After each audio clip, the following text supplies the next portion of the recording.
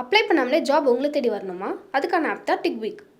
TickBig, a one go-to platform for all professionals, freelancers, students, brands and institutions. Rewrite your limits. Sign up now.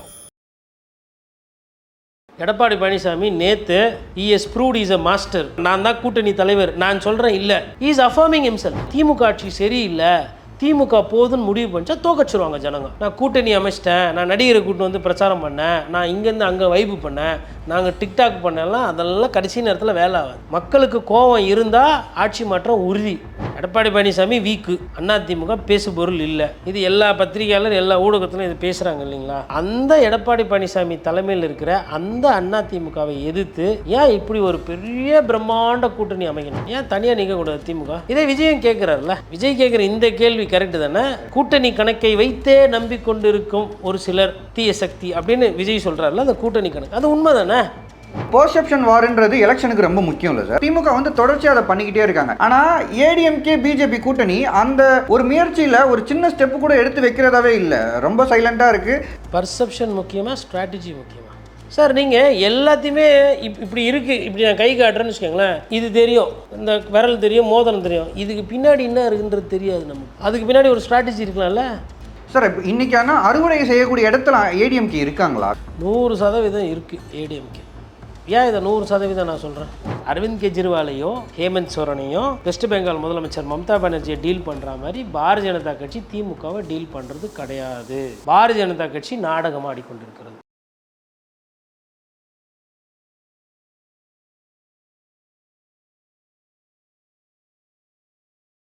Sir, அப்போ 4 corner fight வந்து திமுக அட்வான்டேஜ்ன்றது வெறும் perception தான், அது வந்து 100% அட்வான்டேஜாக கிடையாது. 4 முனை போட்டியில் சரி, 4 முனை போட்டின்னு தெரியுதுல்ல, ஏன் தனியாக நிற்கக்கூடாது திமுக? அதிமுக பலவீனமாக இருக்குது. ஓபிஎஸ் போயிட்டார், செங்கோட்டையன் வேறு கட்சி போயிட்டார், கட்சி கலகத்து போயிடுச்சு. எடப்பாடி பழனிசாமி பிஜேபியோட கூட்டணி வச்சுருக்காரு. எடப்பாடி பழனிசாமிக்கு பேச சரியாக வராது, ஆக்ரோஷமாக எதுகை மோனையில் இலக்கிய தமிழில் பேச தெரியாது. அவர் ஒரு நடிகர் இல்லை, அவர் அம்மையார் ஜெயலலிதா இல்லை, எம்ஜிஆர் மாதிரி கலர் இல்லை. அவர் என்ன சொல்லிக்கிறார்? நான் ஒரு விவசாயி, நான் ஒரு கிளை செயலராக வந்து வந்தவன், நான் இன்றைக்கி பொதுச் செயலர், நாளைக்கு என் கட்சிக்கு யார் பொதுச் செயலர் தெரியாது, இது எங்கள் கட்சி, யார் வேணால் பதவி வரலாம், இவ்வளோ தானே. இப்படி ஒரு ஆளை எதிர்த்து ஏன் நீங்கள் 200 தொகுதியிலையோ இல்லை 210 தனியாக நிற்கக்கூடாது? எடப்பாடி பழனிசாமி வீக்கு, அதிமுக பேசு பொருள் இல்லை. இது எல்லா பத்திரிகையாளர் எல்லா ஊடகத்திலும் இது பேசுகிறாங்க இல்லைங்களா? அந்த எடப்பாடி பழனிசாமி தலைமையில் இருக்கிற அந்த அதிமுகவை எதிர்த்து ஏன் இப்படி ஒரு பெரிய பிரம்மாண்ட கூட்டணி அமைக்கணும்? பாஜக மைனஸு, அந்த மைனஸ் யார் கூட சேர்ந்துக்குது? ஏடிஎம். உங்கள் பார்வையில் ஏடிஎம்கேவும் மைனஸு, அதுவும் மைனஸு. பாட்டாளி மக்கள் கட்சி பிரிஞ்சு போயிருக்கு, அதுவும் மைனஸு. அமமுக வந்து பெரிய பிளேயர் இல்லை, எல்லாம் மைனஸ் தானே. அந்த மைனஸை எதிர்த்து எதுக்கு வந்து ஓபிஎஸ்ஸை சேர்த்துக்கிறீங்க, டிஎம்டிகேவை சேர்த்துக்கிறீங்க, சிறிய கட்சி பெரிய கட்சி எல்லாரையும் சேர்த்துக்கிறீங்க? ஆல்ரெடி இருக்கிற இஸ்லாமியர் கட்சி நிறைய இருக்குது, அதில் ஒன்று குறைச்சி எஸ்டிபிஐயும் கடைசியாக தான் சேர்த்துக்கிறீங்க. ஏன் உங்கள் கட்சியில் இஸ்லாமியர்கள் இல்லையா? அவங்களுக்கு சீட்டு கொடுக்க வேணாவா? மஸ்தான் இல்லையா? நாசர் இல்லையா? அப்போது அப்போ உண்மையிலே ஸ்ட்ராங்குன்னா எதுக்கு இதை பண்ணுறீங்க? எல்லாத்தையும் சந்தேகப்படணும்ல பத்திரிகையாளர். எல்லா பத்திரிகையாளரும் எல்லாத்தையும் இந்த மாதிரி கேள்வி பண்ணுறாங்க, இல்லை டீகோட் பண்ணுறாங்களா? ஒரு சைடு முதல்வர் சாணக்கியத்தனமாக கூட்டணியை கையாளுறாரு. திமுக வந்து மதிமுகவுக்கு குறைச்சி கொடுத்தது வரவேற்கத்தக்கது, திமுகவுக்கு நல்லது, உதயசூரியனுக்கு நல்லதுன்னு நான் பேசுகிறேன், பாராட்டுறேன். அதே நேரத்தில் இதெல்லாம் ஏன் பண்ணுறாங்கன்ற இந்த கேள்வி இருக்குல்ல. அம்மையார் ஜெயலலிதா நின்னாங்க இல்லையா? ஊழல்வாதி தான், ஜெயிலுக்கெலாம் போனவங்க, கை ஒன்றும் சுத்தம் கிடையாது. நீதியரசர் குன்னா சொன்னது தான் உண்மை, நான் என்னோடய கருத்து இதுதான். நின்னாங்கல்ல, நீங்கள் ஏன் நிற்க மாட்டுறீங்க? இதை விஜயம் கேட்குறாருல. விஜய் கேட்குற இந்த கேள்வி கரெக்டு தானே? கூட்டணி கணக்கை வைத்தே நம்பிக்கொண்டிருக்கும் ஒரு சிலர் தீய சக்தி அப்படின்னு விஜய் சொல்கிறாருல, அந்த கூட்டணி கணக்கு அது உண்மை தானே? விஜய் வந்து ஓட்டை பிரிக்கிறாரு, அதிமுக போகிற ஓட்டை விஜய் எடுத்துக்குவார். நாம் தமிழர் கட்சி ஆல்ரெடி திமுக எதிர்ப்பு, அதுவும் அதிமுக ஓட்டை தான் பிரிக்குது. அதிமுகவும் திமுக எதிர்ப்பு தான், அதுவும் திமுக ஓட்டை பிரிக்குது. பாரதிய ஜனதா கட்சிக்கு இந்த மண்ணில் இடம் இல்லை, நம்ம பாரதிய ஜனதா கட்சியை எதிர்க்கிறோம், நமக்கு தான் அந்த ஓட்டு எல்லாம். இவ்வளோ பிரச்சனை இருந்தும் ஏன் இவ்வளோ பெரிய கூட்டணி தேவை? பிரம்மாண்ட கூட்டணி. திமுகவுக்கு பலம் இல்லையா? இல்லையா? முதல்வர் 234 தொகுதியில் அவரோட முகத்தை முன்னிறுத்தி ஜெயிக்க முடியாதா? இல்லை நீங்கள் கொடுத்த 2000 ரூபா, பொங்கலுக்கு கொடுத்த 3000 ரூபா, கொடுக்க போகிற 1000 ரூபா, இது மேலெல்லாம் நம்பிக்கை இல்லையா? ஏன் இந்த கேள்வி யாரும் கேட்குறது இல்லையா? எடப்பாடி பழனிசாமி நிறைய பேசியாச்சு. 8 தோல்வி எடப்பாடி பழனிசாமி, பாஜகவோட தொங்கு சதை எடப்பாடி பழனிசாமி, சொந்தக்காரங்க வீட்டில் ரெய்டு நடந்தப்போ கூட்டணிக்கு போன எடப்பாடி பழனிசாமி, ஜெயிச்சா பிஜேபி ஆட்சி தான் நடக்கும், ஜெயிச்சா பிஜேபியால் தான் ஆட்சி நடக்கும், பாஜக விழுங்கிடும், அதுக்கப்புறமா ஓபிஎஸோட ஒருங்கிணைக்காத எடப்பாடி பழனிசாமி, சசிகலாவை ஏற்றுக்காத எடப்பாடி பழனிசாமி, எல்லாம் முடிஞ்சிச்சா? எல்லாம் பேசணுமா? எல்லாம் விமர்சனம் பண்ணோமா? ரைட்டு. அதே விமர்சனத்தை, அதே விஷயங்களை திமுக மீது இதெல்லாம் கேட்டோமா? இல்லை இப்போ கேட்போமா? ஒரு லெவல் பிளேயிங் ஃபீல்டு. அதிமுகவில் தங்கமணி, வேலுமணி, விஜயபாஸ்கர் மீது ஊழல் குற்றச்சாட்டுகள் இருக்குது அப்படின்னு சந்தேகப்பட்டவர் முதல்வர் ஸ்டாலின். ஏன் அவங்க மேலே நடவடிக்கை எடுக்கல? இதுக்கும் காரணம் கவர்னர் தானே. சரி, அவங்க மீது நடவடிக்கை எடுக்கலை. ஏன்னா கவர்னர் பிஜேபியும் அதிமுகவும் கூட்டில் இருக்க கையெழுத்து போடல. சரி, உங்கள் சொந்த கட்சியில் செந்தில் பாலாஜி, சேகர்பாபு இவர்கள் மீதும் ஒரு சில ஊழல் குற்றச்சாட்டுகள், டைரி எல்லாம் மாட்டுச்சு, இடி எல்லாம் கொடுத்துச்சு, டாஸ்மாகில் பணம் வந்துச்சு, பொன்முடி மேலே கேஸுக்குது. உண்மையிலே நல்ல ஆட்சி, தூய ஆட்சி கொடுக்கறது தான் திமுகவோட நோக்கம்னா இவர்கள் மீது நடவடிக்கை எடுத்து நீங்கள் பெருசு ஜெயிலுக்குள்ளே போட வேணாம், பழகிட்டாங்க. நண்பர் 1000 இருந்தாலும் கட்சிக்காரன் தொண்டை மனசு ஏற்றுக்காது. பதவியிலேருந்து வெளியில் வச்சு வேறு யாருக்குன்னா பதவி கொடுத்துருக்கலாமே சொந்த கட்சியிலேயே. இது மாதிரி எதனா ஒரு வாதம், இது மாதிரி எதனா ஒரு கேள்வி எதனா என்றைக்குன்னா வைக்கிறோமா? இல்லை சார், ஜட்மெண்ட் வந்தாலே அந்த ஜட்மெண்ட்டே செயல்படுத்த விடாத அளவுக்குள்ள தான் வச்சுருக்கேன். கோர்ட்டு சொல்லி எஃப்ஐஆர் போடலைன்னா உங்களுக்கு பயம். ஒன்றும் பிரச்சனை கிடையாது. ஏன் அந்த பயம் கம்மியாக இருக்குது அப்படின்னா பிஜேபியும் அப்படி தான் இருக்குது. அரவிந்த் கெஜ்ரிவாலையும் ஹேமந்த் சோரனையும் வெஸ்ட் பெங்கால் முதலமைச்சர் மம்தா பானர்ஜியை டீல் பண்ணுற மாதிரி பாரதிய ஜனதா கட்சி திமுகவை டீல் பண்ணுறது கிடையாது. பாரதிய ஜனதா கட்சி இதில் குற்றவாளி. பாரதிய ஜனதா கட்சி நாடகம் ஆடிக்கொண்டிருக்கிறது. இதுதான் நிதர்சனம். இல்லை சார், அவங்களுக்கு என்ன நீடு சார்? அவங்களுக்கு திமுகவை ஆட்சியிலேருந்து அகற்றணும். இப்போ நீங்கள் சொன்ன மாதிரி அரவிந்த் கெஜ்ரிவால் கொள்கை ரீதியாக எதிர்க்கிறேன். நாளைக்கு ஒருவேளை 2029 காங்கிரஸை கைட்டி விட்டுட்டு திமுக வருது, இல்லை காங்கிரஸ் தாவேக்காவோட போச்சுன்னா சார் அவ்வளோ நல்லவங்களா இவங்களாம்? வாஷிங் மிஷின் தானே நடத்துறீங்க எல்லா கட்சியிலையும். என்ன தார்மீக அடிப்படை இருக்குது பிஜேபிக்கு ஊழல் பற்றி பேசுகிறதுக்கு நடவடிக்கை? எத்தனை பேர் அப்படியே நிமித்திட்டீங்க ஜெயிலுக்குள்ளே போட்டு? அரவிந்த் கெஜ்ரிவால் ஜெயிலுக்குள்ளே போட்டிங்க, கோர்ட்டு நிரபராதி இருந்துச்சு, ஹேமந்த் சோரன் டார்ச்சர் பண்ணிங்க, பாதி விஷயம் தானே கன்விக்ட் ஆகுது, மீதி பாதியெல்லாம் ஒன்றுமே ஆகலையே. சுவேந்து அதிகாரி குறை சொன்னது யார்? நீங்கள் தான். இன்றைக்கி யார் கொடுக்குறாரு அவர்?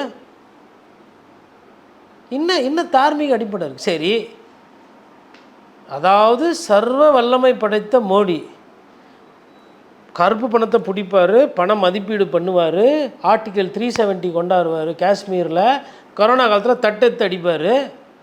ஆனால் இங்கே ஊழல் பண்ணுறவங்களும் ஒன்றுமே பண்ண முடியலையாப்பா. நோபேல் பரிசு கூட கொடுக்கலாம் அவருக்கு. போரை நிறுத்தக்கூடிய வல்லமை படைத்தவரால் தமிழ்நாட்டில் ஊழல் அமைச்சர்கள் இருக்கும்போது இந்த மத்திய அரசால் எதுவும் பண்ண முடியலையா? உண்மை தானே? சரி, இப்போ தாவேக தலைவர் விஜய் பெரிய CBI, central bureau of investigations, சிபிஐனாவே அப்படியே பரபரப்பு, பதட்டம், ஒரு மண்ணும் கிடையாது, நம்ம குத்தது தான் இதெல்லாம். மீடியா மேலே தான் தப்பு. சிபிஐ விசாரிக்குது, சிபிஐ ஒன்றும் பண்ணுறதில்ல. சிபிஐ நல்லா சாப்பிட்டு பத்து தூங்குது, பால் பிஸ்கெட்லாம் சாப்பிட்டுட்டு. அதானே 40 பேர் செத்தாங்கல்ல கரூரில், செத்து எவ்வளோ நாள் ஆச்சு? எவ்வளோ நாள்ண்ணா? மேலே விண்ணுலகத்தில் போயிட்டு ஸ்ரீஹரிகோட்டா ராக்கெட்டில் போயிட்டு மேலே போயிட்டு மூணில் என்ன ஆகுது, லூனாரில் என்ன இருக்குது, சாயில் எடுத்து எதனா டெஸ்ட் பண்ணணுமா, சாம்பிள் பண்ணணுமா? தோகுது கரூர், செத்தது பார்த்தோம். உண்மை ஏன்? உண்மையை கண்டறிஞ்சு சீக்கிரம் சொல்லுங்களேன். யாரா ஒருத்தர் தப்பு பண்ணிடணும், யார் அந்த தப்பு பண்ணாங்க சொல்லிட்டு போங்களேன். இன்வெஸ்டிகேஷன் நடக்கல சார். இப்போ மார்ச் 15 விஜய் அவர்கள் மறுபடியும் ஆஜராகணும், மார்ச் 17 செந்தில் பாலாஜி மறுபடியும் ஆஜராகணும். அப்போ இன்வெஸ்டிகேஷன் நடக்குது இல்லை சார்? உடனே எப்படி இது இல்லை? இது இன்வெஸ்டிகேஷன் நடக்குது. எவ்வளோ நாள் கேஸ் நடக்குது? சம்மன் தான் சார் இது. ஆமாம் சார். ஆனால் என்ன சொல்கிறாங்கன்னா செகண்ட் ஃபேஸ் ஆஃப் இன்வெஸ்டிகேஷனில் இவ்வளோ நாள் விட்னஸாக தான் விஜய் இருந்தார், இப்போ சஸ்பெக்டாக மாறுவதற்கான வாய்ப்புகள் இருக்குது. கேட்குறேன்னா விட்னஸ்ஸு சஸ்பெக்ட் இங்கிலீஷ் வார்த்தை ரெண்டும் ரைட்டா? விட்னஸ்ன்னு போட்டால் விட்னஸ்ஸு, சஸ்பெக்ட்னு போட்டால் சஸ்பெக்ட்டு, 2 செம்மனையும் ஒன்றா கொடுத்து அன்றைக்கே விசாரிக்க வேண்டியதானே? நாடகம் நடத்திட்டு இருக்கிறீங்க. இந்த அரசியல்லாம் யாருக்கும் ஜனங்களுக்கு தெரியாதுன்னு நினைக்கிறீங்களா? பொதுவாக கேட்குறேன், எல்லாரையும் கேட்குறேன் நான். சார் அப்போ இது நாடகம் நடத்துறதுக்கான ரீசன் என்ன சார்? அரசியல் முயற்சி பண்ணுறாங்களா? எடப்பாடி பழனிசாமி நேற்று ES proved is a master. தாவேகாவோட பேச்சுவார்த்தைலாம் கிடையாது, இல்லாததான் இனிமேல் கொளுத்தி போடாதீங்க, முடிஞ்சிச்சு போச்சு, நான் எங்கள் வேலையை பார்த்துன்னு போகிறேன், நான் தான் கூட்டணி தலைவர், நான் சொல்கிறேன் இல்லை. புட் இஸ் ஃபுட் ஸ்டவ், காலை கீழே போட்டு முடிச்சு விட்டார். Is affirming himself. சார் ஆனால் அதே எடப்பாடி பழனிசாமி தானே சார் பிள்ளையார் சொல்லி போட்டாங்க, கொடி பறக்குது அப்படின்னு சொன்னது. அப்போது ஏமாந்தார். நமக்கு என்ன இருக்குது இதில்? ஆசைப்பட்டார், தாவேகாவை நம்பினார், விஜயை நம்பினார். இந்த மாதிரி ஒரு ஆளை நம்பினதுக்கு அவருக்கு கிடைச்ச பலன், அவருக்கு கிடைச்ச கூலி. விஜய் அரசியல்வாதி, சிந்திப்பார். ஒரு ஆள் தனியாக வீழ்த்த முடியாது, கூட வா 2 பேர் சேர்த்து வீழ்த்தலாம். நான் கூப்பிட்டேன், உனக்கு பிரச்சனை, 40 பேர் செத்தாங்க கரூரில், கஷ்டப்படுற, குரல் குத்தேன், நண்பனா நினச்சேன், நீ வரல, நீ பெரிய ஆளாக நினச்சிக்கிட்டு இருக்கிற, மனக்கோட்டையிலே இருக்கிற, இதுக்கப்புறமா இதை விட்டால் செட் ஆகாது, உங்களெல்லாம் பேசலை, வந்தால் துணை முதல்வருன்னுவீங்க, அதுன்னுவீங்க, இதுன்னுவீங்க, ஆட்டம் இல்லை, கேம் ஓவர். அப்போ 4 கார்னர் ஃபைட் தான் உறுதியா சார்? 4 கார்னர் ஃபைட்டு தான். ஏன் நோட்டாவே சேர்த்துக்கலாம்? 4 கார்னர்னா சார், மல்டிபிள் கார்னர் கண்டெஸ்ட்டில் திமுக வெற்றி என்பது பேசு பொருள், பர்செப்ஷன். நிதர்சனமான உண்மை அது இருக்குமேயானால் திமுக கூட்டணியை பெருசாக அமைக்க வேண்டியதோ, இல்லை 4 கார்னர் கண்டெஸ்ட்டில் தேர்தல் நேரத்தில் சலுகைகள் அதிகமாக கொடுக்க வேண்டியதோ தேவை இல்லை என்பது என்னோட புரிதல். போன வாட்டி அதிமுக ஆட்சியில் இருந்தப்போ பயந்து பதறி பொங்கலுக்கு 2500 போட்டாங்க. அதுக்கு முன்னாடி பொங்கலுக்கு போட்டாங்களா? போடல. இதே மாதிரி விளம்பரம் டெய்லி பக்கம் பக்கமாக எல்லா ஊடகத்துலேயும் வந்துச்சா? எல்லாம் பேசினாங்களா? சரி, ஆளுகின்ற கட்சி தான், நல்லா நான் சிலிண்டர் 6 சிலிண்டர் தரேன்னாங்க. ஜனங்க ஓட்டு போட்டாங்களா? ஏன் போடல? 6 சிலிண்டர் வேணாவா? 1 சிலிண்டர் வாங்குறதே கஷ்டமாகுது, ஏன் வாங்கலை? அதே தாலிக்கு தங்கம் தரேன்னாரு. இதே பெண்களுக்கு நாங்கள் அதை பண்ணுவோம் இதை பண்ணுவோம்லாம் சொன்னார். அவங்களும் அறிவித்தாங்க. திமுக 1000 ரூபாய் சொன்னோன்னா அவங்களும் அறிவித்தாங்க. ஏன் அவங்க சொன்ன அந்த 1000 ரூபாவை நம்பலை? சார் ஆன்டி இன்கம்பன்சி ஒரு ரீசன். ஒரே ரீசன், நீ போதும், அதிமுக ஆட்சி சரியில்லை, தோற்று போயிடு, தோக்கச்சிட்டாங்க. அதே மாதிரி திமுக ஆட்சி சரியில்லை, திமுக போதுன்னு முடிவு பண்ணிச்சா தோக்கச்சிருவாங்க ஜனங்க. நான் கூட்டணி அமைச்சிட்டேன், நான் நடிகரை கூட்டு பிரச்சாரம் பண்ணேன், நான் இங்கேருந்து அங்கே வைப்பு பண்ணேன், நாங்கள் டிக்டாக் பண்ணலாம், அதெல்லாம் கடைசி நேரத்தில் வேலை ஆகாது. மக்களுக்கு கோபம் இருந்தால் ஆட்சி மாற்றம் உறுதி, மக்களுக்கு கோபம் இல்லைன்னா ஆட்சி தொடர்வது உறுதி. அவ்வளோதான், இதுதான் அரசியல்.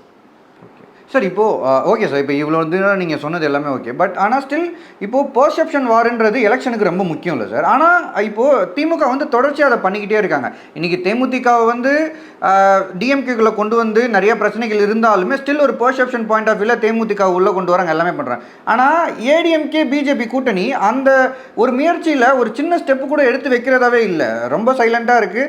அவங்க இன்னொரு பக்கம் என்ன சொல்கிறாங்க, தேமுதிக வரலனாலும் எங்களுக்கு ஒன்றும் பிரச்சனை இல்லை அப்படின்னு தான் அவங்க அலோ பண்ணாங்க. இல்லாட்டி அவங்களுக்கு கூட்டணிக்கு கண்டிப்பாக வேணும்னா கொண்டு வர அவங்களுக்கும் தெரிஞ்சிருக்கும் அப்படின்றாங்க. ஸோ அப்படி இருக்கும்போது அந்த பர்செப்ஷன் வாருக்கான எந்த ஸ்டெப்புமே முன்னே எடுக்க மாட்டாங்களே, அவங்க என்ன தாட் ப்ராசஸில் இருக்காங்க? பர்செப்ஷன் முக்கியமா, ஸ்ட்ராட்டஜி முக்கியமா? ஸ்ட்ராட்டஜி தான் சார். பட் பர்செப்ஷன் ஒரு கரெக்ட், பர்செப்ஷன் முக்கியம். எப்போ? ஸ்டார்டிங்கில், எண்டில் ஸ்ட்ராட்டஜி தான். ஓகே, இப்போது எடப்பாடி பழனிசாமி 10 சீட்டு மதிப்பில்லாத ஒரு கட்சியை முக்கியத்துவம் கொடுக்காம, ராஜ்யசபா கொடுக்காம, நீங்கள் அங்கே போயிடுங்க பேசினிக்கிறீங்கன்னு விட்டுருந்தா, லூஸில் விட்டுருந்தா, ஏலத்தை ஏற்றாமல், நான் ஏலத்தை ஏற்றிட்டேன், இதுக்கப்புறம் நான் எதுக்கு அதை எடுக்கணும்? அது மதிப்பு எனக்கு என்னன்னு தெரியும். 3 கோடி ரூபா சொத்தை நான் எதுக்குங்க 20 கோடி கொடுத்து வாங்கணும்? ஏற்றி விட்டேன், 19 கோடி வரலாம் கேட்டேன், ஆனால் நான் எடுக்கல ஏலத்தில். யாருக்கு நஷ்டம்? 10 சீட்டு முரசு தானே நிற்க போகுது, முரசா ரெட்டலையான்னு வருமா நான் பார்த்துக்கிறேன். உங்களுக்கு கோடி கணக்கில் காசையும் குத்து, சீட்டையும் குத்து, ராஜ்யசபாவையும் குத்து, அதுக்கு நான் என் சொந்த கட்சிக்காரங்களை நிற்க வச்சு கஷ்டப்பட்டு போகிறேன். ஸ்ட்ராட்டஜி தானே அது. பர்செப்ஷனில் லாஸ், ஸ்ட்ராட்டஜியில் அது வெற்றி. தேர்தல் ரிசல்ட் வரும்போது நீங்கள் அதை பார்ப்பீங்க. டிஎம்டிகே பயங்கரமாக அப்படியே வேலை செஞ்சு என்னான்னு போய் இப்போ பிரச்சாரம் பண்ணுவாங்க. டிஎம்டிகே என்னான்னு பேசுவீங்க? நீ போய் பிரதமர் மோடியை எடுத்து நீங்கள் பயங்கரமாக பேசிடுவீங்க. சுதீஷ் அப்படியே பேசிடுவார். எதுக்கு பாராளுமன்றம் போகிறாரு? நாளை பின்ன ஒருவேளை அமைச்சர் ஆகலாம், அந்த எண்ணோட்டம் அவங்களுக்கு எப்பயுமே உண்டு. இந்த மற்ற கட்சியில் எம்பி வாங்கின்னு போகிறாங்க இல்லையா, அவங்களாம் ஒன்றும் பெரிய அரசியல் பெரிய மாற்றம் பண்ண முடியாது. என்றைக்கு இன்னொரு கட்சியோட தயவில் நீங்கள் ராஜ்யசபா எம்பி ஆகுறீங்களோ அன்றைக்கே உங்களோட நீரோட்டம் பாதி முடிஞ்சு போச்சு. இதுதான் யதார்த்தம். சொந்த காலில் நிற்க முடியாமல் கூட்டணியில் போய் ராஜ்யசபா எம்பி வாங்கி, இப்போ ராஜ்யசபாவில் இப்போ சுதீஷ் வாங்கிட்டு போயிட்டு என்ன மாற்றம் வரப்போகுது சொல்லும்? 40 எம்பிக்கிறாங்க, பிஜேபி பணம் கொடுக்குறதில்ல, ஓர வஞ்சனை செய்யுது. ஆமாம், உண்மைதான். பிஜேபி அள்ளி கொடுக்குறது கிடையாது, கிள்ளி தான் கொடுக்குது. மத்திய அரசு எதுவாக இருந்தாலும் தமிழகத்தை வஞ்சிக்குது. இது நான் இன்றைக்கி புதுசாக சொல்லலை, அறிஞர் அண்ணா அன்றைக்கி சொன்னது இன்றைக்கும் நிதர்சனம் உண்மை. சுதீஷ் போய் வாங்கிட்டு வந்துடுவார். சுதீஷ் பயங்கரமாக ஹிந்தியில் பேசுவார், பெங்காலியில் பேசுவார், இங்கிலீஷில் பேசுவார், தமிழில் விளையாடுவார். அப்படியே பாராளுமன்றத்தில் பேசினார்னா வைகோவோட மேலே அதிகமாக பேசுவார். இந்த சைடு டெரோகோ பிரியாணி காலி ஆகிடுவார். எல்லோரும் காலி ஆகிடும். ஆஹா, என்ன வாதம், ஃபண்டு மொத்தமாக கொடுத்துருவாங்க. அப்போது குடும்ப அரசியலுக்காகவும் பதவிக்காகவும் நீங்கள் பதவி கேட்டீங்க, கொடுக்கல. ஃபஸ்ட்டு பிரச்சனை. சீட்டு உங்கள் சக்திக்கு மீறி அதிகமாக கேட்குறீங்கன்றனால அந்த டீலை விடலை. I see it is a success. Sir நீங்கள் எல்லாத்தையுமே இப்படி இருக்குது, இப்படி நான் கை காட்டுறேன்னு வச்சுக்கோங்களேன், இது தெரியும், இந்த விரல் தெரியும், மோதிரம் தெரியும், இதுக்கு பின்னாடி என்ன இருக்குன்றது தெரியாது நமக்கு. அதுக்கு பின்னாடி ஒரு ஸ்ட்ராட்டஜி இருக்கலாம்ல. 10 சீட்டு திமுக அது குறையட்டும், சூரியன் என்ன எனக்கு சிக்கல், ஆட்சியில் இருக்கிறாங்க, அமைச்சர்கள் ஊழல் செஞ்சுக்கிறாங்க, செலவு பண்ணுவாங்க, டைட்டாக இருக்கும், கூட்டணிக்கு எவ்வளோ புதோ போட்டோம், அந்த கூட்டணி கட்சிகளை எதிர்த்து நான் ஆளை போட்டு நான் தூக்குறேன். ஸ்ட்ராட்டஜியாக இருக்கலாம் இல்லையா? சரி, தாவேக அவனை கூட்டின்னு வரேன், வந்தவொடனே துணை முதல்வர் கேட்பார், இது பண்ணுவார். நான் எதுக்கு ஒவ்வொரு வாட்டியும் கேட்டுன்னு இருக்கணும்? அப்போ நான் என்ன நம்பலை தானே? அடிப்படையில் நான் வெற்றியோ தோல்வியோ நான் என்ன நம்பி நான் போகிறேன் அப்படின்னு நினைக்கிறது அது ஒரு ஸ்ட்ராட்டஜி இல்லையா? பார்க்குறவங்களெல்லாம் நீ வான்னு கூப்பிடணுமா? டிடிவி தினகரன் இன்றைக்கி சொல்கிறாரு, புள்ள பிடிக்கிறவரோட மோசமாக போயிட்டாங்கன்றாரு. நான் அதனால தான் வாக்கிங்கே போகிறது இல்லைன்றாரு. அதுக்கப்புறமா விஜய் அவர்கள் சொல்கிறாரு, அந்த பக்கம் மழைக்கு யாருன்னா ஒதுக்குனா கூட தூங்கிக்கிறாங்கன்னு. இதெல்லாம் விமர்சனமாக தெரியலையா? என்ன அப்படி பெரிய தகுதியையோ ஒரு பெரிய குணாதிசயத்தையோ ஐயா ஓபிஎஸ்ஸிடம் நீங்கள் கற்றுக்கொண்டீர்கள்? ஓபிஎஸ் என்றைக்குமே நம்பர் 2, இபிஎஸ்க்கு அது தெரியுது. ஆனால் நீங்கள் நம்பர் 2 தூக்கி சேர்த்து உங்கள் கட்சியில் நம்பர் 2வே இல்லையா? What is the bringing, what is the broad?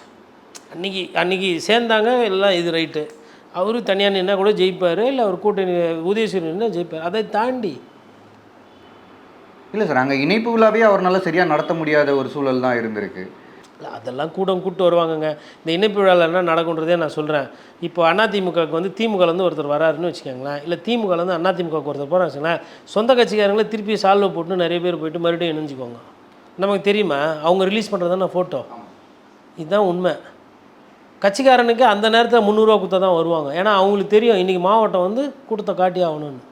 ஓட்டு அந்த கட்சிக்கு தான் போடுவாங்க. இருந்தாலும் அன்றைக்கி ஒரு புது துண்டை போட்டு நாங்கள் இணைஞ்சிக்கிறோம். நாம்கே வாசத்துக்கு ஒரு 200 பேர் 300 பேர் கார்டு, பழைய உறுப்பினர் கார்டை திருப்பி கொடுத்துட்டு புது உறுப்பினர் கார்டு வாங்கிக்குவாங்க. இந்த கிமிக்ஸ் எல்லாம் ரொம்ப நாளாக நடக்குது. புரியுதுங்களா? இந்த பர்செப்ஷனு இதெல்லாம் ஸ்ட்ராட்டஜியால் வீக்கின் ஆகும். இல்லை, anti incumbency is more powerful than perception. நான் அதை தான் சொல்ல வரேன். ஜெயலலிதா அம்மா தனியாக நின்னப்போ அம்மையாருக்கு ஊழல் குற்றச்சாட்டு இருந்துச்சு, ரைட்டா? பர்செப்ஷனில் 0, ஏன்னா கூட்டணி கிடையாது, தனியாக போகிறாப்புல. ஒரு ஊழல்வாதி தனியாக போகிறாப்புல, ஆனால் ஜெயிக்கிறாப்புல. ஏன்? ப்ரோ இன்கம்பன்சி கண்டினியூ ஆகுது, ப்ளஸ் அப்போசிஷன் வீக். அப்போது ஒரு லாஜிக்கு ஒரு ஸ்ட்ராட்டஜி தான் கடைசியில் உங்களுக்கு வெற்றியை கொடுக்கும். மக்கள்கிட்ட கோபம் இருக்குன்னா அதை போய் அறுவடை செய்கிற இடத்துல அதிமுக இருந்தால் ஜெயிக்கும். மக்கள்கிட்ட கோபமே இல்லை அப்படின்னா நீங்கள் அறுவடை செய்கிறதுக்கும் ஒன்றும் இல்லை. சார், இப்போ இன்றைக்கான அறுவடை செய்யக்கூடிய இடத்துல ஏடிஎம்கே இருக்காங்களா? கரெக்டாக அந்த இடத்துல இருக்காங்களா? அவங்க மொத்தமாக பண்ணுறாங்க, அறுவடை பண்ணுவாங்களா? 100% இருக்குது ஏடிஎம்கே. ஏன் இதை 100% நான் சொல்கிறேன்? நீங்கள் சும்மா சொல்லுங்கள். இப்போ ஏன்னா அதுக்கு லாஜிக் கேட்பாங்க. சார், ஏடிஎம்கே ஒரு எப்படி இருந்தாலுமே இன்றைக்கி தமிழ்நாட்டில் ஏடிஎம்கேன்ற ஒரு பிரதான எதிர்கட்சி. அந்த கட்சிக்குன்ற கட்டமைப்புன்றது இன்னமும் கிராமங்களில் அப்படியே அந்த இது இருக்குது.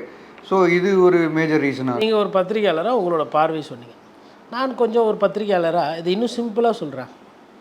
போனவுடனே எனக்கு உதயசூரியன் தெரியுது, ரெட்டலை தெரியுது. போன வாட்டி போனப்போ அதே கட்சி தெரிஞ்சுது, ரெட்டலை ஆட்சியில் இருக்குது, சரியில்லை, டொயின் மாற்றி குத்துரு உதயசூரியன் குத்துனேன். இந்த வாட்டி போகிறேன், உதயசூரியனில் ஆட்சி சரியில்லை அப்படின்னா டொயின்னு ரெட்டலையில் குத்துரு, முடிஞ்சு போச்சா? அவ்வளோதான், மாற்றி குத்துறது தான். இது யாருக்குமே தெரியாததெல்லாம் இல்லை, மக்கள் இது மாற்றி மாற்றி பண்ணியிருக்கிறாங்க. அப்போ மாற்றி மாற்றி பண்ணவங்க இந்த வாட்டி ஏன் எப்பயும் பண்ணுற மாதிரி பண்ண மாட்டாங்கன்னு நம்ம எடுக்கக்கூடாது? சார் இந்த வாட்டி விசில்னு இன்னொன்று ஒன்று இருக்குல்ல சார்? அது ஒரு நல்ல கேள்வி. புதுசாக இதே மாதிரி விசிலு, பம்பரம், ஆட்டோ, கரும்பு விவசாயி, நோட்டா, இது மாதிரி நிறைய வந்திருக்குது. முரசு, அதுக்கெல்லாம் வந்து 30% ஓட்டு போட்டது கிடையாது.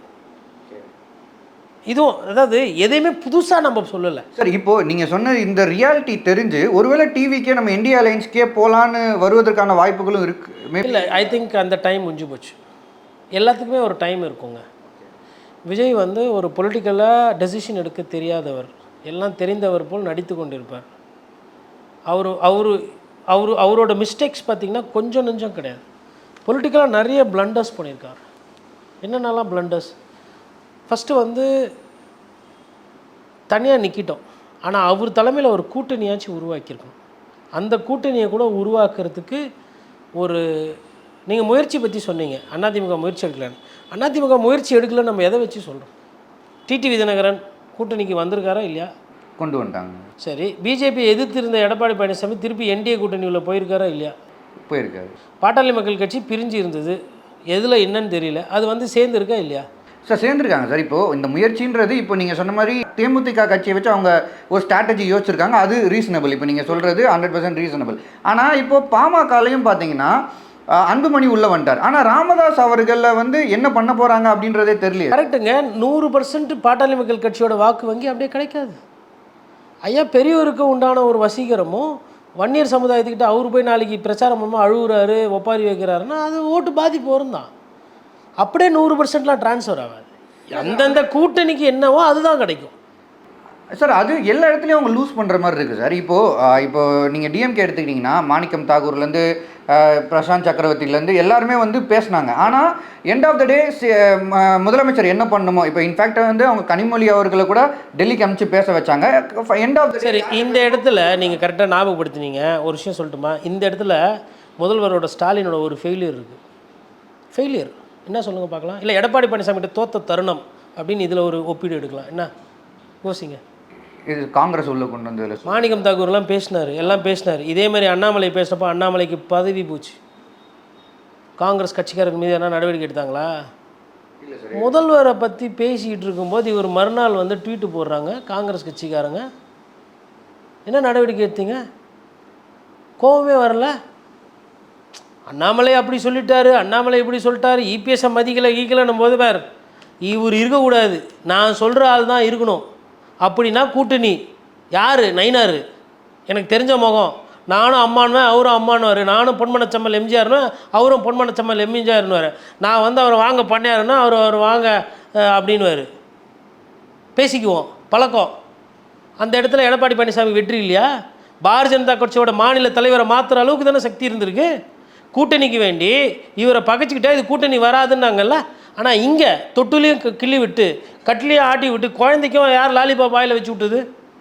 4 பேர் பேசினாங்கல்ல. இவங்க மீது என்ன நடவடிக்கை எடுத்தது காங்கிரஸ் கட்சி? இல்லை திமுக என்ன அழுத்தம் கொடுத்துச்சு? சார் மேபி திமுக சார் ரிசல்ட் வரட்டும் பார்த்துக்கலாம் அப்படின்ற எண்ணத்தில் இருக்கு. அப்புறமா கோவம் இப்போ வராது, லேட் ஆகி 3 மாதம் கழிச்சு வரும். இல்லை சார், அதெல்லாம் மீறி எலெக்ஷன். இல்லை சார், நான் என்ன கேட்குறேன்னா இபிஎஸ் பேரை சொல்லலை, இபிஎஸ்க்கு பிரச்சனை கிச்சனைன்னு சொல்கிறாங்கல்ல. அண்ணாமலை பதவி போச்சு இல்லை, அதற்கு காரணம் இவர் தானே பேசப்பட்டது இல்லை. அப்போ அந்த விஷயத்தில் அவர் வெற்றி இல்லை. நீங்கள் என்ன பண்ணீங்க? காங்கிரஸில் உங்களை பற்றி இந்த 20 நாள் அவ்வளோ பேசினாங்க, அவ்வளோ பிரச்சனையாச்சு. காங்கிரஸில் யாருன்னா மன்னிப்பு கேட்டாங்களா? இல்லை மன்னிப்பு கேட்க வச்சிங்களா? இல்லை யார் மீதுனா ஒழுங்கு நடவடிக்கை எடுக்கப்பட்டதா உங்களோட அழுத்தத்தில்? மாணிக்கம் தாக்கூர் ரொம்ப மோசமாக பேசினார். ஏன் மாணிக்கம் தாக்கூர் தொட முடியல? அண்ணாமலை மாநில தலைவர், அவரை எடப்பாடி பழனிசாமியில் ஆட்டி தூக்கி வச்சு இன்னைக்கு எடப்பாடியார் தான் முதலமைச்சர்னு அண்ணாமலை பேசுகிறாரு. இத்தனைக்கு பிஜேபியில் அண்ணாமலைக்கு ஒரு செல்வாக்கும் இருக்குது. ஏன் இப்போ மாணிக்கம் தாக்கூர் ஒரு ட்வீட்டு, நான் வந்து உணர்ச்சி வசப்பட்டு பேசிட்டேன், அண்ணன் அருமை சகோதரர் அண்ணன் முதல்வர் ஸ்டாலின் அவர்களோட பெருமை தெரியாமல் பேசிட்டேன், நான் எதனாவது வார்த்தைகளை கடுமையான வார்த்தைகள் அப்படின்னா தாயுள்ளத்தோடு மன்னிக்குமாறு போட வைக்கலாம்ல. போட்டால் correct. We have to call spade spade. Nobody is holy here. ஓகேங்களா? ஸ்டாலின் சார் வந்து 100% தங்கம், எடப்பாடி பழனிசாமி 100% தங்கம், சீமான் அவர்கள் 100% தங்கம், விஜய் அவர்கள் 100% தங்கன்றது அவங்க கட்சிக்காரங்க சொல்லுவாங்க. நம்ம வேலை போய் உரசி பார்க்குறது தான். தங்கமா, இதில் எவ்வளோ பித்தளைக்குது, எவ்வளோ செம்புக்குது, இதில் எவ்வளோ என்ன கலப்படம் இருக்குதுன்னு கண்டுபிடிக்கிறது தான் நம்ம வேலை. அதுக்கு தான் பத்திரிகையாளர்னு பேர். விஜய் வந்து நான் புனிதம் பியூருன்னு வரும்போது சொல்லிட்டு வரும்போது வாப்பா கோல்டு உன்னை கொஞ்சம் அதிகமாக உரசி பார்க்க வேண்டியதுன்னு உரசி பார்க்குறோம். அவர் சொன்னதுனால இல்லைங்க நானும் திராவிட கட்சிக்கு மாற்று, எனக்கும் டெண்டர் கொடுத்தா நானும் நல்லா டெண்டர்லாம் விடுவேன், நீங்கள் ஒரு வாய்ப்பு கொடுத்து பாருங்களேன், எப்படி விட்றான் பாருங்கள் டெண்டர். ஒரு படத்துக்கே 400 கோடி சம்பாரிச்சுவேன், மாநிலமே கொடுக்கும்போது நல்லா லம்பாக டெண்டர் விடுவேன், வைப்பு பண்ணிக்கினே பாட்டெலாம் போட்டுன்னு டெண்டர் விடுவேன் அப்படின்னா நம்ம அந்த தங்கத்தை சுரண்ட போகிறது இல்லை. தங்கம் வரும்போதே கருப்பு பணத்தோடு வருது, சொக்க தங்கம் 1.5 கோடி ரூபா பணம் கட்ட மாட்டேன்னுது. தனிப்பட்ட வாழ்க்கையை பற்றி பேசக்கூடாது, இங்கே பெண்களுக்கு பிரச்சனை இருக்குது, கலாச்சாரம் சீரழியுது, நாடு நாசமாக போயிட்டு இருக்குதுன்னு பேசிகிட்டு இருக்கும்போது அதெல்லாம் பர்சனல் ப்ரோ.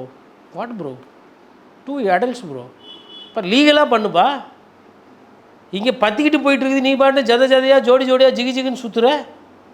என்ன ஜிகு போட்டி நடக்குதா இங்கே தேர்தல் நேரத்தில்?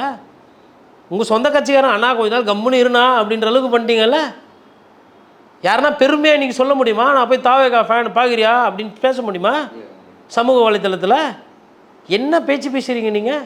சரி, வெள்ளைக்காரன் நம்ம ஊர் வந்தால் நீங்கள் எந்த வெள்ளைக்காரர்கிட்டயோ படித்தவர்கிட்டயோ பண்பானவர்கிட்ட போய் நீங்கள் மைக்கு போட்டு கேளுங்க, what you like about India அப்படின்னா என்ன சொல்லுவாங்க? கல்ச்சர். ஏன் சொல்கிறான்? வெள்ளைக்காரன் வெள்ளையாக இருக்கிறவனுக்கு, ஊரை விட்டு ஊர் வந்தவனுக்கு மொழி தெரியாது, இனம் தெரியாது, பாஷை தெரியாது, இங்கே இருக்கிற மத வழிபாடு தெரியாது, இன வழிபாடு தெரியாது, எதுவுமே தெரியாது. ஆனால் கலாச்சாரன்ற ஒரு வார்த்தை, கல்ச்சருன்ற ஒரு வார்த்தை எல்லா வெள்ளைக்காரனும் சொல்கிறான். இல்லை வெளியூர்லேருந்து வர சர்வதேச பயணிகள் இங்கே வந்தால் அவர்கள் சொல்கிறார்கள் கலாச்சாரம். கலாச்சார சீர்கேடு பண்ணுறது நல்லதா? அரசியல் கெட்டு போச்சு, கலாச்சாரமும் கெட்டு போயிட்டுருக்குது. அரசியல் சரி செய்யன்ற பேரில் கலாச்சார சீர்கேடாக நீங்கள் வரா மாதிரி எனக்கு சந்தேகமாக இருக்குது. வரியை கட்டாமல் இயக்கிறது கலாச்சார சீர்கேடா இல்லையா? ஆமாம் சார், தப்பு. முன்மாதிரியாக இருக்கணும். நான் கார் வாங்குவேன், அது வாங்கிறதுக்கு காசுக்குது, ஆனால் நான் வரி கட்ட மாட்டேன்னா என்ன நியாயங்க இது? சரி, உச்சக்கட்ட நடிகர் அது இதெல்லாம் சொல்கிறீங்கல்ல, நான் இன்னொன்று கேட்குறேன். பிஜேபிக்கு இந்த கேள்வி பொருந்தும். ஒத்தமான சுட்டப்போ ஒத்த ஆம்பளையாக ரேஞ்சர் வந்து தூக்கி போட்டு சல்மான் கானை சட்டத்துக்கு முன்னாடி ஒன்றுமே கிடையாதுடா, நீ என்னோடய காட்டில் இருந்த நீ மான தொட்டினா நீ கெட்ட அப்படின்னு சொல்லி சர்வ வல்லமைப்படுத்த பாலிவுட்டோட பாஷாவை தூக்கி வச்சானா ரேஞ்சரு. அது உண்மையான கெத்து. வனத்துறை தான், காவல்துறை கூட கிடையாது. ரேஞ்ச் ஆஃபீஸர், என் ஃபாரஸ்ட் ரேஞ்சுக்குள்ளே இருக்கிற ஒவ்வொரு முயல், ஒரு ஒரு ஒரு முயல், ஒரு காட்டு நாய், இல்லை ஒரு மானை தொட்ட நீ கெட்ட, நீ யாராக வேணாரு, நீ கோடி வச்சுக்கோ, அரசியல் பின்புலம் இருக்கட்டும். இந்த சட்டத்துக்கு, இந்திய வனத்துறைக்கு இருக்கிற சட்டத்தினுடைய அங்கீகாரத்தை நான் நம்புகிற கோர்ட்டு என்னை காப்பாற்றணும்னு சொல்லிட்டு அந்த ரேஞ்சர், அந்த ஃபாரஸ்ட் டிபார்ட்மெண்ட் எடுத்து போனானே, அப்போது எப்படி இருக்குது கேட்குறதுக்கு? ஆனால் 40 பேர் இறப்பாங்க, சிபிஐ அதை விட சட்டம் அதிகம், அதை விட பணம் ஒதுக்கீடு அதிகம், பெரிய ஆஃபீஸு, ஏசி, சிபிஐ ஆஃபீஸர்னால் பெரிய போஸ்ட்டு, பேசுபொருள் ஊடகம். நடிகர் மீது சம்மன் கொடுக்கறதுக்கு இவ்வளோ நாள் ஆகுது. அப்போ உங்களெல்லாம் சந்தேகப்படலாமா? அப்போது நீங்கள்லாம் அரசியல்வாதி, அறியாதவங்க வாயில் மண்ணா? இன்னொன்று, அவங்க கூட்டணி வரட்டும், வராரு, போகிறாரு, கீறாருன்றதை தாண்டி அவருக்கு அரசியல் தெரியாது. தாவேகா தலைவர் விஜய் அவருக்கு அதுதான் நிதர்சனமான உண்மை. அரசியல் தெரிஞ்சிருந்தால் தேர்தல் நேரத்தில் எப்படி நடந்துக்கணுன்றது கொஞ்சமாச்சும் இங்கே சிந்திக்கட்டும் சார். அப்போ இப்போது நீங்கள் சொல்கிற மாதிரி தான் நீங்கள் வந்து ரியாலிட்டியை பேசுகிறீங்க சார். அப்படி இருக்கும்போது அப்போது இந்தளவுக்கு பாலிடிக்ஸ்குள்ளே வந்து இவ்வளோ தூரம் உள்ளே வரணும், இவ்வளோ தூரம் நான் வந்து ஆட்டத்தை கலப்பேன், 4 கார்னர் ஃபைட்டு தான் அப்படின்ற ஒரு இடத்துக்கு ஏன் அவர் வராரு? பாலிடிக்ஸ் தெரிலனா ஏன் வராரு அந்த இடத்துக்கு? ஆசை, தப்பு இல்லையே. சட்டத்தில் அவர் அரசியலுக்கு வரலாம், அரசியல்வாதியாக மாறலான்னு சட்டத்தில் இடம் இருக்கு இல்லையா? அதை அவர் எக்ஸ்ப்ளோர் பண்ணுறாரு. அவர் ஆடுற ஆட்டம் தப்புன்னு தான் நான் சொல்கிறேன். நீங்கள் ஃபுட்பால் ஆடுறவர் வந்துட்டு உங்களுக்கு இந்த கை மூமெண்ட் வரக்கூடாது. அடிக்கடி பந்து ஹைட்டாக வந்தாலும் கால் தான் பேசணும். கை இங்கே வருது, கை பக்கத்தில் இருக்குதுன்னு இந்த பால் இப்படி கூட ஃபவுல் ஆகிடும். எந்த ஆட்டத்தை ஆடுறோமோ அந்த ஆட்டத்தை ஒழுங்காக ஆடணும். விஜய் அவர்கள், நான் இப்போ சொல்கிறேன், சினிமாவில் இந்த இடத்துக்கு அவர் சும்மா வந்திருக்க முடியுமா? இல்லை. எவ்வளோ கஷ்டம், எவ்வளோ வேர்வை, உழைப்பு, அவமானம், படம் ஓடி இருக்காது, டான்ஸ் ஆட தெரியல சொல்லியிருப்பாங்க, இதெல்லாம் முகமாக பேசியிருப்பாங்க, விமர்சனம் பண்ணியிருப்பாங்க. படம் ஓடி இருக்காது, ப்ரொடியூசர் வந்திருக்க மாட்டாங்க.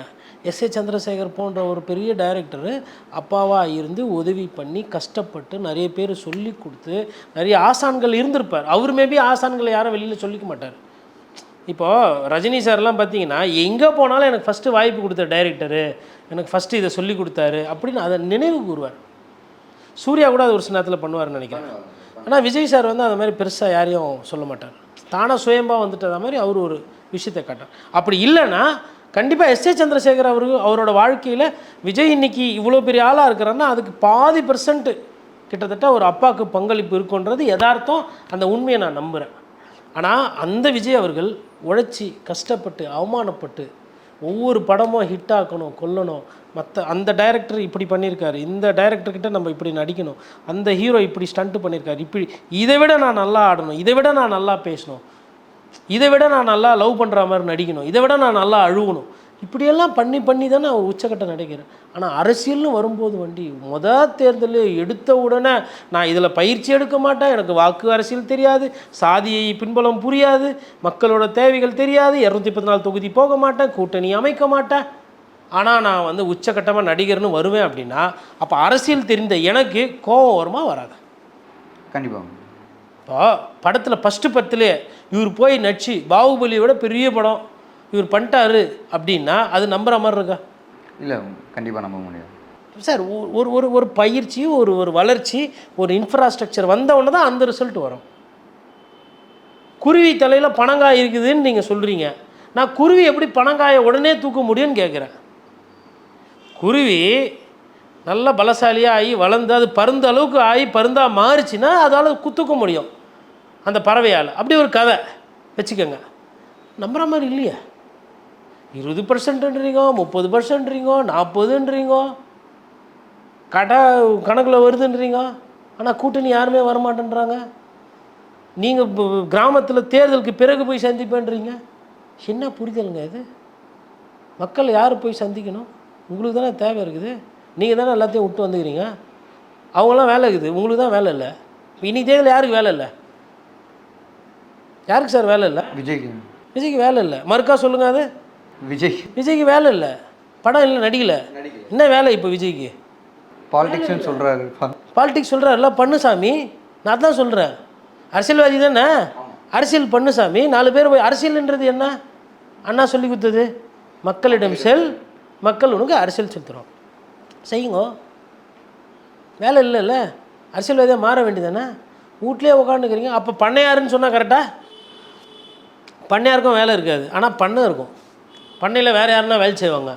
அவங்க எல்லாம் லாபத்தை எடுத்துன்னு வந்து கொடுத்தோன்னா பண்ணையார் என்ன பண்ணுவார்? அவர் ஓனுன்றது எடுத்துக்கின்னு இந்தாங்கோ சந்தோஷமாக இருங்கோ அப்படின்னு கொஞ்சமாக தூக்கி கொடுப்பார். குத்தா பண்ணையார். அதே வேலை தானே பண்ணுறீங்க. தொண்டை உழைக்கணும், விலை போக மாட்டேன்னு உறுதி எடுக்கணும், தெருவாக போகணும். ஆனால் நான் தேர்தலுக்கு அப்புறமா வந்து பார்ப்பேன். இப்போ பனையூர் பங்களா நம்ம சொன்ன கருத்து கரெக்டு. சரி, நாளைக்கு மாறிடுறாரு, தெருவாக போய் உடைக்கிறோம், நான் ஓகே, நான் ஏன்னா என் கருத்தை மாற்றிக்குவேன்.